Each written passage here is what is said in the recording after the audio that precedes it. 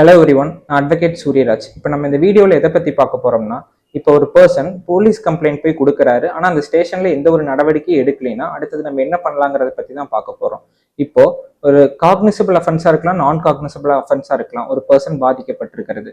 இப்போ காக்னிசபிள் அஃபென்ஸை பொறுத்த வரைக்கும் மேண்டட்ரி எஃப்ஐஆர் ரெஜிஸ்டர் பண்ணி ஆகணும். அப்படி ரெஜிஸ்டர் பண்ணாமல் அவங்க சிஎஸ்ஆர் மட்டும் போட்டு அதை டிலே பண்ணுறாங்கன்னா அடுத்தது நம்ம என்ன பண்ணலாங்கிறத பற்றி தான் இப்போ நம்ம பார்க்க போகிறோம். அப்போ அந்த பர்சன் அவங்களுடைய ஹையர் அத்தாரிட்டியான கமிஷனர் அல்லது சூப்பரிண்டென்ட் ஆஃப் போலீஸ் அவங்களுக்கு ரெஜிஸ்டர்ட் போஸ்ட் மூலியமா அந்த கம்ப்ளைண்ட்டை அனுப்பலாம். அப்போ அனுப்புனோம்னா அவங்களுடைய சபார்டினேட் அத்தாரிட்டியான டிஎஸ்பிக்கு டைரக்ட் பண்ணுவாங்க. டிஎஸ்பி என்ன பண்ணுவாருன்னா அந்த கன்சர்ன்ட் ஜூரிஸ்டிக்ஷனல் போலீஸ் ஸ்டேஷனை கூப்பிட்டு டைரக்ட் பண்ண சொல்லுவார் அந்த விசாரணைக்காக.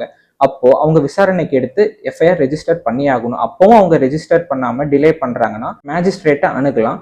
175 சப்கிளாஸ் 3 ஆஃப் பிஎன்எஸ்எஸ் கீழே நீங்க எஃப்ஐஆர் டைரக்ஷனுக்கான பெட்டிஷன் ஃபைல் பண்ணி நீங்க அதுக்கான ஒரு தீர்வை நீங்க இதுல வாங்கிக்கலாம். இதுல ஏதாவது உங்களுக்கு டவுட்ஸ் இருந்தா கமெண்ட்ஸ்ல கேளுங்க. தேங்க்யூ.